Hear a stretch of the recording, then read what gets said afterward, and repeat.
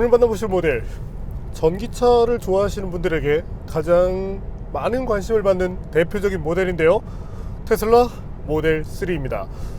국내나 해외에서는 테슬라 모델 3 하이랜더라고 불리는데 공식 명칭은 업그레이드된 모델 3라고 하는데요. 하이랜드라는 것은 코드명이니까요. 자, 어쨌든 당분간은 모델 3 하이랜드로 불릴 이 모델, 여러가지 것들을 업그레이드해서 돌아왔는데요. 자, 과연 어떤 매력을 갖고 있는지 잠시 함께 느껴보시겠습니다.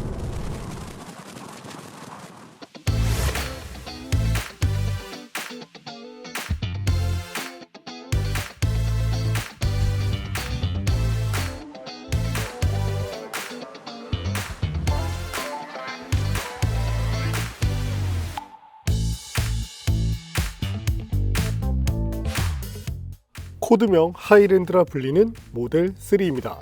복잡하게 생각할 것 없이 모델 3의 페이스리프트 정도로 보면 되는데요. 나름대로 많은 것들을 바꿨죠. 디자인부터 볼까요? 전면 헤드램프가 얇아져서 스포티한 느낌을 보여줍니다. 뭔가 둔해 보이던 기존 모델 대비 확실히 다르죠. L자형 데이라이트에 각을 넣은 것도 특징인데요. 차체가 넓어 보이도록 이런 램프 디자인을 했다고 하죠. 범퍼도 다릅니다. 선과 면의 조합으로 날렵한 인상을 보여주는데 이는 공기역학적 요소들을 감안한 디자인이죠. 이 디자인 덕분에 모델 3의 공기저항 개수가 기존 0.225에서 0.219까지 줄었다고 하죠. 전면부 디자인의 변화는 측면에서 볼 때 조금 더 두드러집니다. 앞쪽만 보면 마치 슈퍼카와 같은 모습이죠. 테슬라는 이런 공기역학적 기술을 통해 주행거리를 늘리는 데 비중을 뒀습니다. 차체가 길고 낮아진 것도 이번 모델의 특징이죠. 측면 자체의 변화는 크지 않습니다. 그래도 휠 디자인을 달리했죠. 타이어는 콘티넨탈의 프로 콘택트 RX를 사용하고요. 휠은 19인치입니다. 후면도 달라졌죠? 스포일러 형태로 디자인된 트렁크 리드도 좋은 구성을 보여줍니다. 특히 램프가 많은 변화를 보여주는데요. 기존 것은 트렁크가 열릴 때 반으로 나눠지던 형태였는데 이제는 하나로 연결된 테일 램프를 사용합니다. 테일 게이트가 열릴 때는 하단 램프에 불이 들어와 안전에도 신경 썼고요.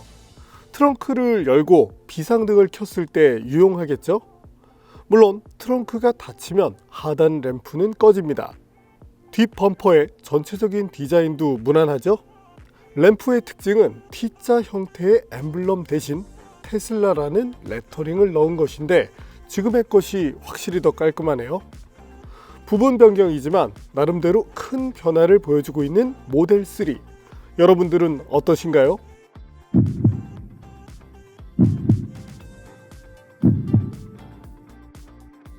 도어를 열면 좋은 소재들이 승객을 반깁니다. 손에 닿는 부분들에 은근히 신경을 많이 썼는데요. 소비자들이 크게 신경 쓸 부분은 아니지만 자세히 보면 웨더 스트립 일부 디자인도 변경됐죠. 실내도 많이 달라졌는데요. 랩 어라운드 스타일을 기반으로 앰비언트 라이트까지 달았어요. 앰비언트 라이트 색상을 자유롭게 바꿀 수 있다는 것도 좋은 구성이죠. 물론 다른 차들처럼 화려한 앰비언트 라이트는 아니지만 테슬라도 이런 시도를 하고 있다는 것에 의미를 둘 필요가 있습니다. 스티어링 휠 디자인도 간결한데요. 이전의 T 로고 대신 심플한 모습으로 거듭났다는 점도 좋죠. 하단 부분을 보면 벤츠 모델들을 연상시키게 하고요. 테슬라는 이번 모델을 통해 스티어링 컬럼의 레버들을 없앴습니다. 그래서 방향 지시 등을 좌측에 있는 버튼으로 작동시키는데 은근히 좀 불편해요. 앞차에 주의를 줄 때 사용하는 상향등도 버튼으로 눌러야 하고요. 아무래도 직관성이 조금 떨어지는 느낌이 컸습니다. 센터에 있는 15.4인치 디스플레이를 통해 다양한 것들을 할 수 있는데 가장 왼편은 변속 영역이죠. 앞으로 밀면 전진, 뒤로 당기면 후진인데요. 그러나 디스플레이가 망가지면 차를 움직일 수 없게 되겠죠? 그래서 테슬라는 변속 기능을 다른 곳에도 만들었습니다. 지금 보시는 것처럼 상단에 있는 비상등 주변에 손을 대고 있으면 몇 초 만에 조명이 들어오죠. 나중에 설명드리겠지만 브레이크가 고장났을 때 긴급하게 사용할 수 있는 EPB 제어도 여기에서 할 수 있습니다. 디스플레이의 인터페이스도 깔끔하죠? 각 메뉴들도 찾기 쉽게 배치되어 있습니다. 만약 찾기 힘들다면 음성인식 기능을 이용해도 되고요. 사운드 시스템은 17개의 스피커를 기초로 합니다. 듀얼 앰프나 서브우퍼도 갖고 있고요. 다만 특정 음악을 들을 때 조금 강한 느낌을 줄 때가 있습니다. 그래도 이 가격대에 있는 다른 사운드 시스템보다 나은 편인 것은 분명하고요. 하단에 스마트폰 충전 데크가 보이죠? 여기에도 약간의 변화가 있는데 기존 테슬라는 카드키를 조금 애매한 곳에 두어야 했어요. 그래서 운전을 하다 보면 키가 떨어지는 경우도 있었는데 이제는 데크 좌측에 키를 위치시키면 됩니다. 이 데크에 2개의 스마트폰을 충전시킬 수도 있고요. 한때 국산차 오너들의 자부심이 뭐였을까요? 바로 통풍 시트였죠. 이제는 토요타, 폭스바겐도 한국형 모델에는 통풍 시트를 기본으로 넣기 시작했습니다. 테슬라도 여기에 동참했는데요. 모델 3부터 통풍 시트가 들어가죠. 시트 자체는 편합니다. 시트의 높낮이 조절 범위도 무난했고요. 그러나 스티어링 휠의 위치 설정, 사이드 미러를 설정할 때 센터 디스플레이를 이용해야 한다는 점은 여전히 불편합니다. 뒷좌석에 엔터테인먼트 기능도 넣었어요. 디스플레이를 통해서 여러 가지 것들을 할 수 있는데 8인치 크기를 사용합니다. 여기서 온도 조절을 비롯해 콘텐츠도 시청할 수 있겠죠?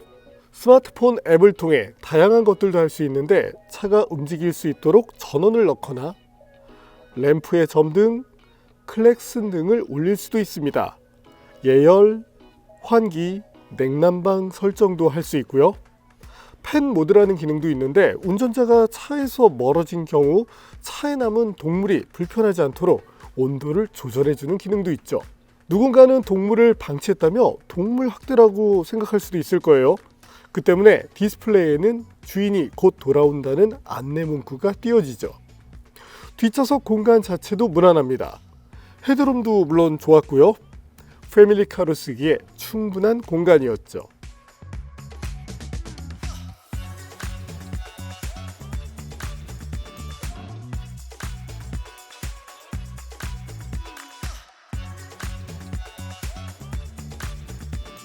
이번 모델 3는 정숙성에도 신경 썼다고 하는데요.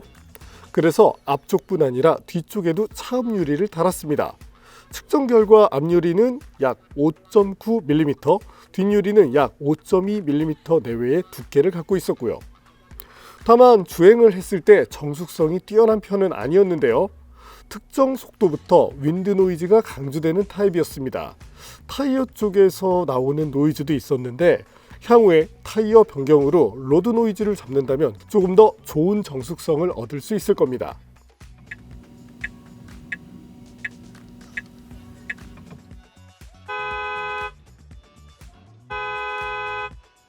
테슬라라고 했을 때 제일 대표적인 것 중에 하나가 오토 파일럿입니다.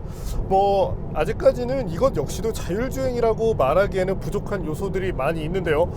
그렇지만 ADAS 관점으로 놓고 봤을 때 가장 적극성을 띠는 것이 오토 파일럿인데 저희가 다양한 차로 이 동일한 코스를 계속 주행하고 있죠. 근데 지금 여기 화면상에 나올지 모르겠어요. 자, 지금 이 앞에 보이는 코스. 자, 스티어링 휠에서 잠깐 손을 가볍게 떼봤습니다. 그래도 백업은 해야 되니까 이렇게 붙들고 있는데 일반적인 ADAS를 대부분 이 코너를 돌아갈 때 해제되는 경우가 많습니다. 지금 같은 경우는 이제 스티어링을 잡고 있는 시간 확인 때문에 들어오긴 했는데, 자, 어쨌든 이 코스 자체를 차가 알아서 잘 돌아가고 있거든요. 카메라가 차선 인식을 정말 기가 막히게 한다는 것을 보여주는 예라고 할 수 있겠죠. 이후에도 다른 코스에서도 잠깐 테스트를 하겠지만 이 오토파일럿 이 적극성만큼은 대단하다는 점을 한 번 더 얘기 드리고 싶습니다. 일반 도로에서도 저희가 이제 활용을 해봤는데 네, 의외로 쓸만한 점이 많았고, 다만 일부 조건을 놓고 보면 네, 갑자기 이 시스템이 해제되거나 그런 경우가 나오긴 하거든요. 그래서 그런 점들은 좀 주의를 할 필요가 있겠네요. 그리고 이번에 이제 스티어링 휠에서 방향지 시동을 넣었는데 뭐 익숙해지면은 괜찮을 것 같긴 하나 이제 수십 년 동안 우리에게 익숙한 이 시스템, 이 방식을 갑자기 바꾸다 보니까 사실 불편한 것은 네, 어쩔 수 없네요. 자, 이번에는 테슬라 모델 3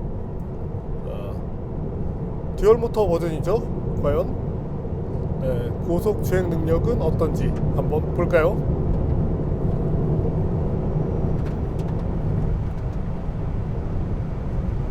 자, 뭐 정말 가속 페달을 요만큼 밟았는데도 차가 미끄러지듯 나갑니다. 자, 지금 이제 풀 가속 상태고요. 직진성은 약간은 네, 떨어지는 편인데 그래도 뭐 이 정도면 전기차의 범주로 놓고 봤을 때 한 보통 정도는 된다고 얘기 드리고 싶습니다. 그리고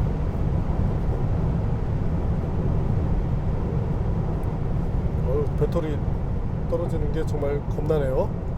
자, 그럼 모델 3 듀얼 모터 버전 과연 발진 가속 성능 얼마나 나왔는지 볼까요?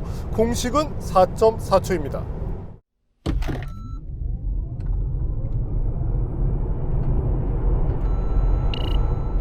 네, 저희가 테스트한 결과 4.4초대가 나왔어요. 물론 이제 소수점에 두 자리까지 가면 약간 차이가 나긴 하지만 그래도 네, 공식 발표 기록 대비 차이가 없었습니다.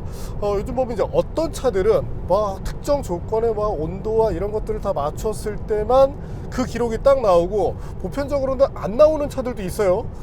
테슬라도 사실 그런 부류 중에 하나였죠.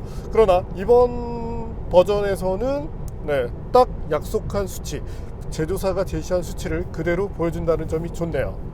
차를 판매할 때 이제 마케팅을 위한 그 하나의 요소로 이 발진 가속을 꼽는데 정말 잘 만들어진 차, 그리고 이 시험을 많이 해서 나오는 차들은 어떤 조건에서 뭐 한여름이 됐던 한겨울이 됐던 뭐 노면 온도가 어떻든 그 약속된 성능이 나옵니다. 반면 이제 일부 차들 같은 경우는 이제 제조사가 정말 유리한 조건에서만 했을 때 나오는 경우가 있거든요.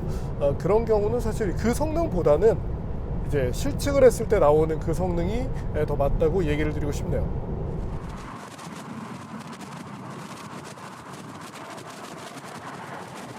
자, 그럼 이번에는 모델 3 파워 유닛에 대한 얘기를 해보겠습니다. 모델 3는 후륜 구동과 사륜 구동으로 나뉩니다. 후륜 구동형은 가성비를 중시하는 모델로 리튬 인산철 배터리 LFP를 사용하는데요. 인중 주행거리는 약 382km 정도입니다. 모터의 출력은 194kW, 우리 기준 약 263마력이며 배터리 용량은 60kWh급을 사용하죠. 오늘 보시는 것은 롱레인지 버전의 사륜 구동 시스템을 갖춘 고급형인데요. 기본형 대비 약 100km 긴 488km의 인증거리를 갖고 있습니다. NCM 3원기의 배터리를 사용했고요. 최고 출력은 331kW, PS 기준으로 약 450마력 정도 되고요.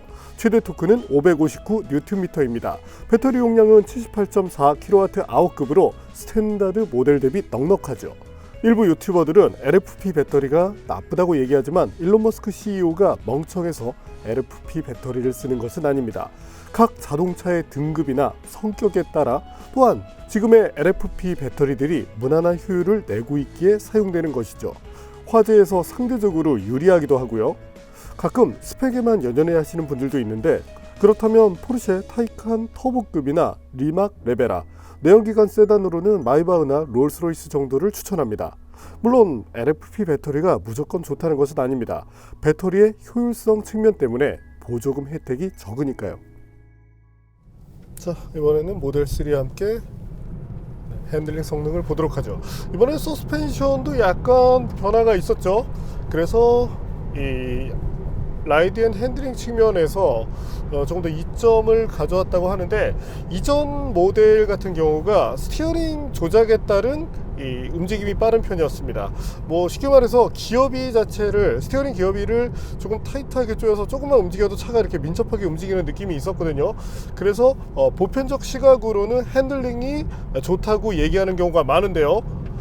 그래서 저희도 일단 일반 관점에서는 그렇게 설명을 드리는 경우가 많았습니다. 근데 이 냉정하게 이제 핸들링이라는 것을 논하는 관점, 약간 전문적인 시각으로 들어갔을 때 기존 모델 3, 뭐 모델 Y도 그렇지만 핸들링이 매우 좋다고 얘기하기는 조금 어려웠거든요. 반면 지금 모델은 확실히 이전 대비 나아졌네요. 자, 리프트오프 후반에, 그러니까 갑자기 빠지는 현상은 없었습니다. 다만 후반에 쓱 하고 밀려나다가 빠지거든요.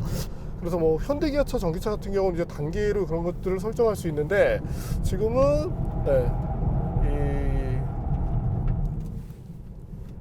후반에 회생제동에 의한 이 하중 변화가 있기 때문에 마지막에 리어가 이렇게 쓱 하고 밀리면서 빠지는 현상이 나타나네요. 다만 이것이 뭐 위험하다거나 뭐 엄청난 불안감을 조성할 정도의 수준은 아니기 때문에 이런 특성이 있다는 점을 참고하시면 좋겠네요. 자, 지금도 그렇죠. 자, 쓱 하면 마지막에 가서 말립니다.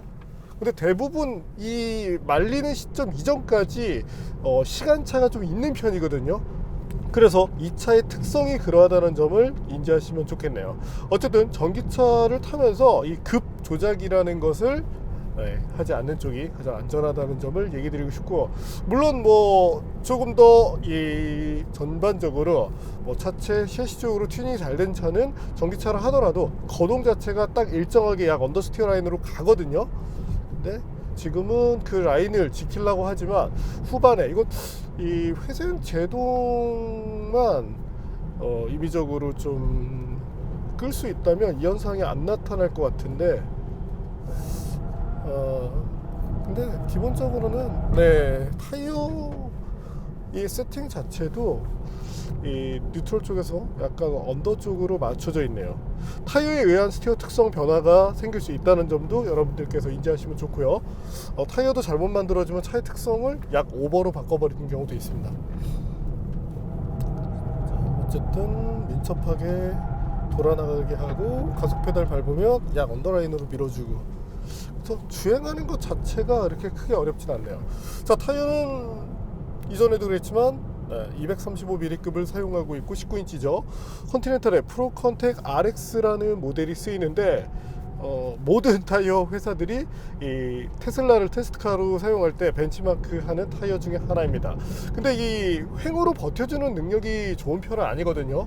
그래서 취향에 따라서는 요즘엔 정말 뭐 국내 타이어 브랜드들도 다양한 그런 타이어들을 만들고 있으니까 취향에 맞는 타이어를 사용하시는 것을 추천드리고 싶네요. 근데 또 재밌는 것이 이 고가의 전기차를 타시는 분들은 타이어도 좀 좋은 것을 계속 유지해서 사용하는데, 뭐 테슬라 모델 Y 이 미만 국산 뭐 아이오닉을 비롯해서 뭐 EV6 여기로 가면 타이어가 이제 마모가 되고 나면 너무 이제 저렴한 이런 것들을 사용하시는 경우가 있는데, 이 전기차 특성 자체가 일단 무게가 무겁죠. 관성 측면에서 불리함이 있다는 점을 꼭 기억을 해주시면 좋겠네요. 그리고 가속할 때 순간적으로 걸리는 이 높은 토크를 감당해야 된다는 것. 어쨌든 모든 차가 그렇지만 이 타이어의 중요성 한 번 더 얘기 드리고 싶습니다. 가격이 싼 타이어를 고집하시는 것들은 이제 보통 이제 택시에서 그랬는데, 요즘은 의외로 또 전기차 타시는 분들이 이런 걸 신경 안 써서 약간 얼리 어댑터이자 조금 이제 좀 선도에 나가고자 하는 그런 분들이 타는 경우가 있는데, 타이어만큼은 약간 좀 후진국으로 가는 경우도 있다는 점 한번 얘기를 해드립니다. 테슬라도 테슬라 품격에 맞는 제품을 쓰자고요. 자, 이번에는 제동 성능 볼까요?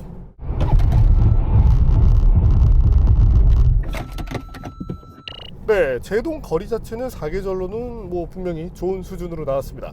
자, 전기차의 이 모터 특성에 맞춰서 종 그립에 대한 이 성능을 많이 올려놓은 것도 이유가 되겠죠. 그리고 이 반복적인 테스트가 있더라도 이 좋은 성능을 계속적으로 유지했기 때문에 현재 브레이크 시스템 그리고 타이어는 제동에 대한 신뢰감만큼은 뭐 충분히 높여주고 있다고 봐주셔도 됩니다. 근데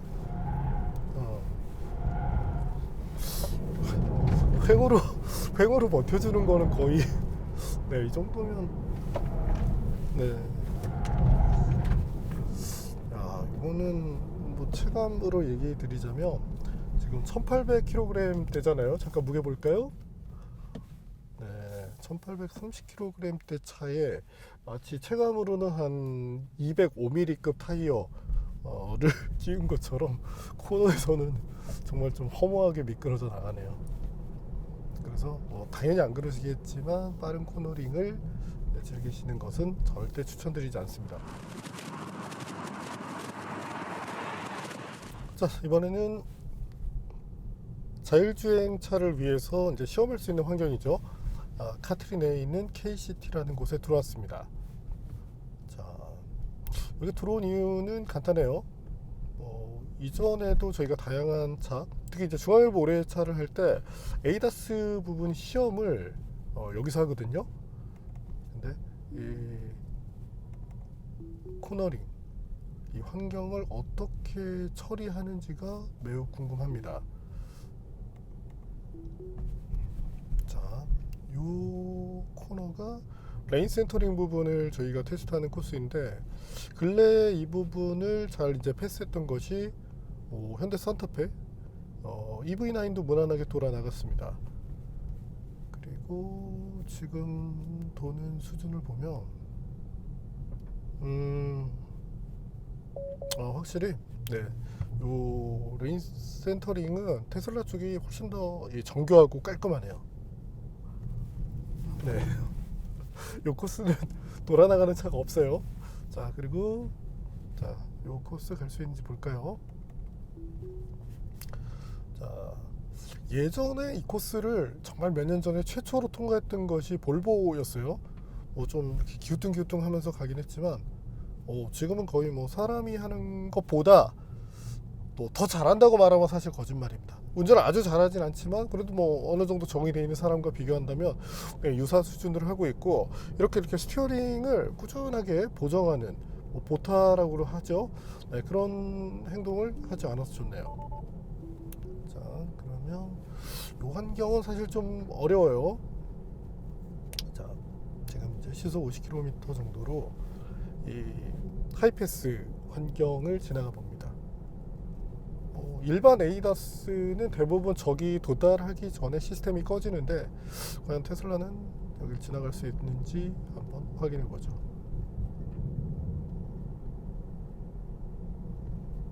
속도를 일단 줄이기 시작했어요. 지나갔습니다. 도달 전에 속도를 약간 줄였죠. 그리고 나머지 환경 돌아 나갑니다. 저조도 환경에 잠깐 들어왔고요. 요즘 카메라가 좋기 때문에 이거 저조도라고 하긴 그렇지만, 자, 요 코너도 대부분 차들이 못 돌아갑니다. 자, 네, 스티어링 움직여달라는 메시지가 뜬 거고, 야, 너는 돌아 나가는구나.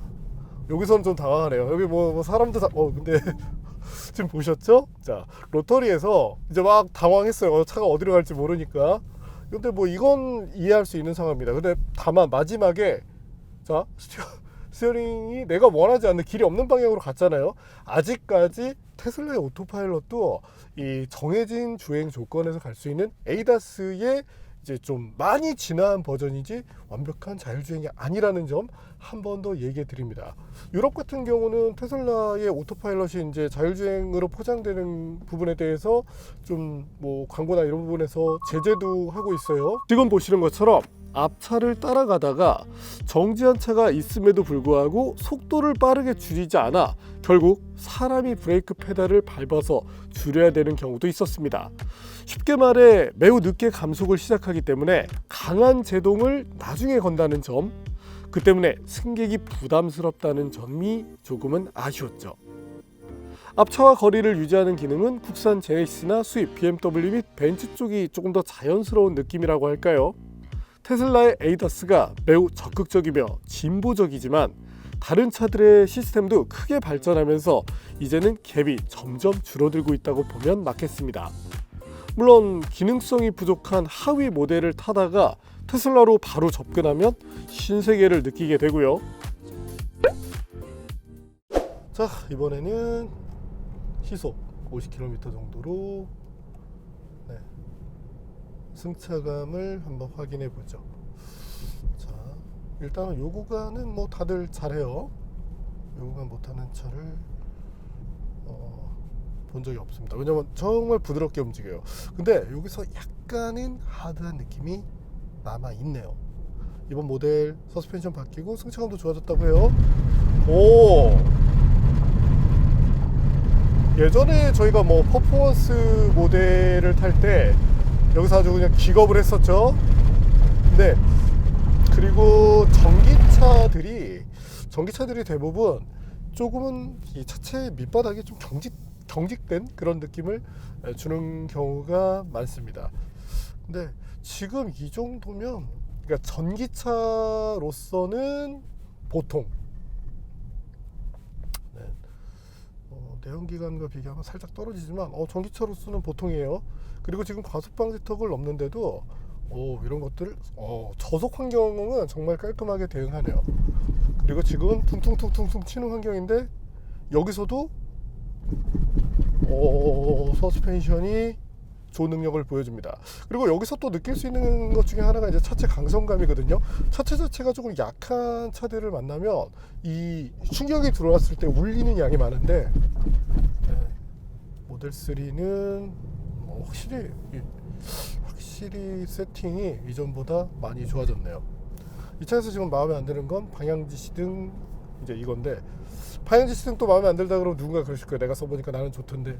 근데 인간적으로 불편한 건 불편한 거죠. 우리가 몇십 년 동안 해온 걸 갑자기 바꾼다는 건 사실 쉽지 않아요. 근데 댓글 또 달릴 겁니다. 아직은 안 달리겠다. 이 차를 인도받은 사람이 없거든요. 일반 소비자는.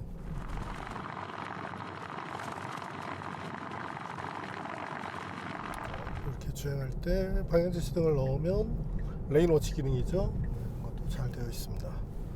자, 이번에는 기본적인 안전성을 보도록 하죠. 속도는 시속 100km 정도 타계시고요. 해볼까요? 후반에가 리어 쪽이 살짝 끌리네요. 지금 이제 스티어링 보정이 좀 들어가죠.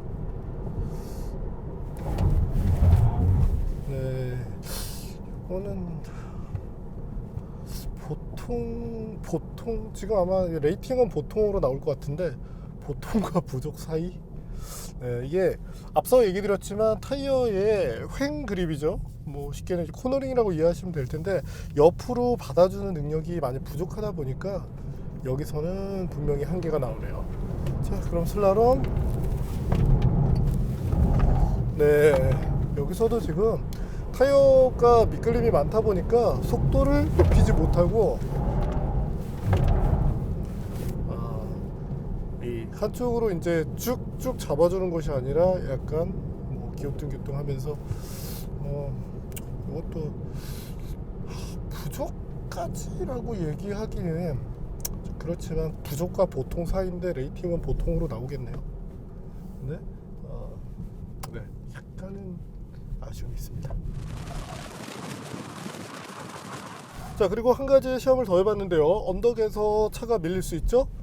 그래서 좀 경사진 환경, 이것도 이제 자동차 이제 회사들이 시험하는 조건인데, 이때 브레이크 페달에서 뗐을 때 차가 미끌리지 않았고, 부드럽게 미세 조작으로 차를 움직일 때, 언덕에서 경사진 곳에서 움직일 수 있잖아요. 여기서도 문제를 보이지 않았습니다.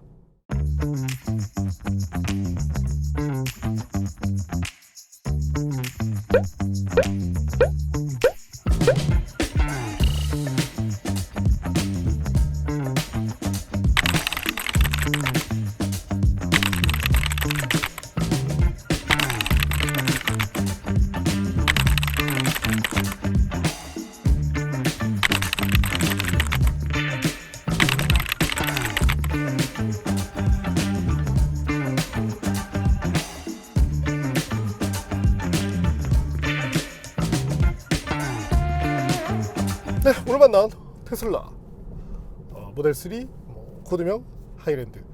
여러 가지 부분에서 마음에 드는 것들이 많아요. 그리고 국내 시장에서 정말 중요시하는, 모터는 없어도 꼭 필요하다고 얘기하는 이 통풍 시트가 들어가 주면서 만족감이 더 높아졌으리라 예상을 해봅니다. 오토파일럿도 예전보다는 훨씬 세련됐고, 역시 에이다스 부분에서, 자, 자율주행은 분명히 아닙니다. 하지만 에이다스 부분에서 진화한 그 시스템 중에서는 최고라는 점을 한 번 더 얘기를 해드리고 싶고, 다만 이 시스템을 너무 맹신하다 보면 또 사고를 당할 수 있으니까, 모든 시스템이 그렇지만 아직까지는 완벽한 자율주행이 아니라는 점을 한 번 더 얘기 드리고 싶습니다. 그래도 이 변화를 했을 때 이 변화의 폭이 정말 좀 소소할 수 있거든요. 그래도 이 정도라면 테슬라에 관심이 없다면 기존과 같다고 얘기할 수 있겠지만, 네, 사실 여러 가지 부분에서 내실 측면, 특히 승차감 측면 정말 많은 것들을 바꾸고자 노력한 것이 이번 모델 3다. 이렇게 얘기를 드립니다. 개인적으로는 RWD 버전이 궁금해요. 그리고 현재 모델도 지금 그 생산지는 중국이거든요. 근데 중국이라고 하면 무조건 이제 나쁘다라고 생각하는데, 북미 공장보다 중국 공장의 생산 품질이 훨씬 좋습니다. 근데 내 차가 북미에서 만들어 왔다. 근데 여기저기 단차도 안 맞고 그런 차와, 자, 생산지는 조금 마음에 안 들지만 단차 같은 거 없이 품질 깔끔하게 조립돼 있다. 네, 이 부분은 소비자분들께서 선택하실 문제라고 생각합니다. 다만 이제 업계에서 타 브랜드 좀 얘기를 들어봤더니 중국 공장이 더 말을 잘 듣는데요. 북미 공장은 이렇게 하면 잘 개선 안 되고, 근데 이 중국 공장은 뭔가 이렇게 클레임이 들어가면 바로바로 시행하는 것이 있어서, 사실은 이제 이 품질 차원에서는 중국이 낫다고 얘기하는 경우가 있다는 점을 한번 더 얘기 드리고 싶네요. 제가 감싸는 건 아니에요.